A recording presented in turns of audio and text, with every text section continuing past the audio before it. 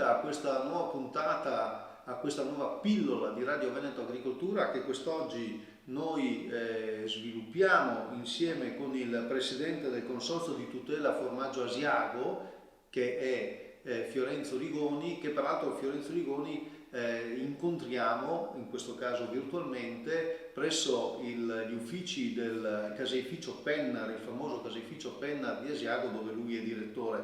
Allora, buongiorno Presidente. Buongiorno. Ecco, allora benvenuto.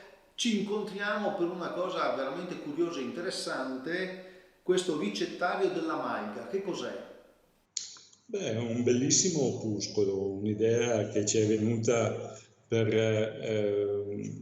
dare un attimino di impulso alle malghe, perché vogliamo che i ristoratori e le malghe si incontrino, vogliamo unire la tradizione con l'innovazione.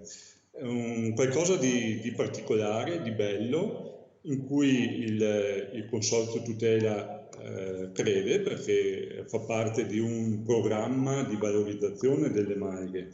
Oltre a Made in Malga, che purtroppo quest'anno è dovuto saltare per gli ovvi motivi dovuti al Covid, stiamo approntando diversi progetti di valorizzazione delle malghe, perché crediamo veramente nel grande valore delle malghe. L'Asiago DOP è un formaggio che DOP, lo dice il nome, ma è una grande DOP italiana. Produciamo annualmente circa 1.600.000 forme, quindi siamo la quarta DOP di latte di mucca, dopo Grana Padano, dopo Parmigiano Reggiano e dopo il Gorgonzola. Però è l'unica DOP, l'unica grande DOP che ha questa particolarità: le malghe. Tra i propri produttori ci sono ben 11 malghe. L'altopiano di Asiago è il più grande comprensorio di malghe dell'intero arco alpino, ci sono circa 120 malghe, però gran parte del latte proveniente da queste malghe viene trasformato in caseifici, come questo caseificio, o altri caseifici che lavorano il latte estivo delle malghe. Allora, questa cosa delle maglie è molto interessante, poi dopo non è che ci torniamo, ma volevo solo fare un piccolo stop per chiudere, ecco, come posso dire, la presentazione del formaggio Asiago DOP, perché poi le tipologie sono varie, possiamo spiegarle? Sì, già il formaggio asiago ha due specialità completamente diverse, no? L'asiago fresco, che si chiama pressato o a latte intero, che lo dice il nome, a latte intero, quindi un prodotto che si presta a una stagionatura limitata a circa 30-40 giorni, e è quello più, diciamo, che lo si trova più spesso nei supermercati.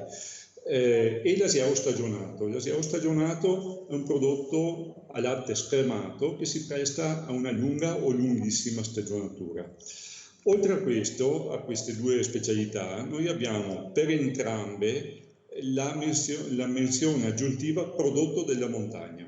Quindi l'Asiago DOP è stata la prima DOP europea a fregiarsi di questa menzione aggiuntiva, proprio perché l'Asiago DOP nasce in montagna, Asiago è a 1000 metri, e quindi una forte attenzione alla montagna e alle proprie origini. Quindi ci sono parecchi formaggi, adesso l'Asiago DOP ricomprende anche per ogni produttore una gamma magari interessante. C'è il produttore che produce il fresco di 20 giorni, ma nella gamma anche il 30 e i 40 giorni. L'asiago stagionato invece può essere mezzano, vecchio o stravecchio. Abbiamo degli stravecchissimi, anche qui in questo caseificio, di addirittura 12 anni di età. L'anno scorso a 11 anni è stato venduto a un prezzo eccezionale, il prezzo di 330 euro al chilo. Però. e praticamente risulta essere il formaggio di mucca più prezioso al mondo.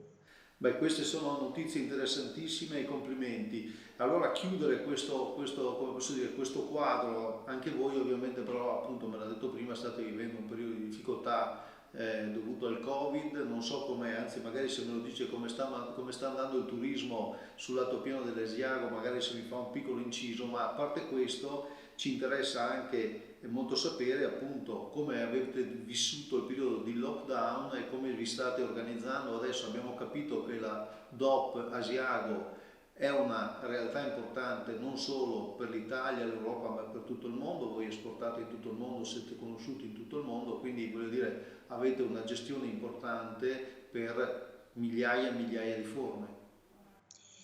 Sì, durante il lockdown è stata dura nei primi momenti, poiché i caseifici hanno dovuto veramente trasformarsi e hanno dovuto, perché siamo sempre stati aperti, le mucche devono essere munte tutti i giorni e quindi si è dovuto fare dei turni particolari per ridurre il numero di personale presente nei caseifici.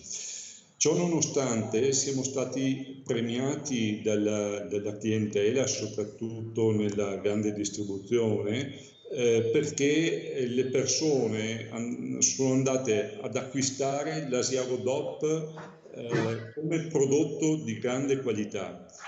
Tutte le DOP sono prodotti di assoluta qualità, di una qualità certificata e abbiamo avuto un incremento delle vendite nel periodo, quindi immaginiamo la difficoltà di dover lavorare in turni diversi e dover produrre anche una maggior quantità di formaggio. Ci siamo riusciti e devo dire che la clientela è andata verso queste produzioni di alta qualità, ma che probabilmente il mondo della ristorazione magari usa un po' meno, cioè le denominazioni di origine vengono usate magari nei menù e probabilmente bisogna andare a verificare cosa c'è veramente in quel menù. E questo è anche il ruolo del consorzio di tutela. Il consorzio di tutela, lo dice il nome, tutela, dobbiamo andare a verificare che su tutta la filiera la denominazione venga usata in maniera appropriata. Lavoriamo molto anche con l'estero, in quel periodo anche le esportazioni sono andate molto bene. Evidentemente non solo i clienti, la clientela italiana ha reagito ed è andata ad acquistare prodotti di qualità, ma anche la clientela estera. Senta, allora chiudiamo velocemente perché siamo lunghissimi. Allora, c'è gente sul altopiano in questi giorni oppure no? Mi pare che ci sia un discreto movimento, però vedevo forse se a luglio c'era più o meno lo stesso movimento. C'era un buonissimo luglio e mi pare un agosto così così. Vabbè, aspettiamo, siamo ancora all'inizio, speriamo bene. Ultima domanda, veloce. Il ricettario della Malga, dove lo troviamo?